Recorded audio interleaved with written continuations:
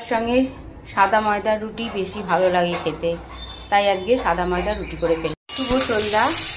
আজকে একটু তড়কা বানিয়ে ফেললাম, সাদা ময়দার রুটি আর তড়কা, কারণ আমার বাড়িতে পাল্টি খাবার না হলে ওদের চলবে না।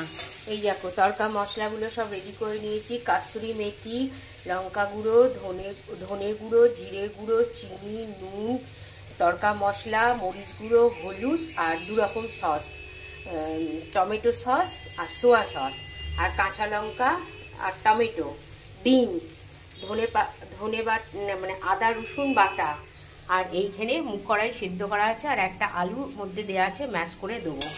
তো সব রকম করে আবার তড়কাটা দেখাচ্ছি, সব মশলা টশলা দিয়ে। স্পাইসি খাবার না হলে আমাদের বাড়িতে রয়েছে না। ধাবা স্টাইলের দোকানের মতন পুরো রংবারাঙের তড়কা।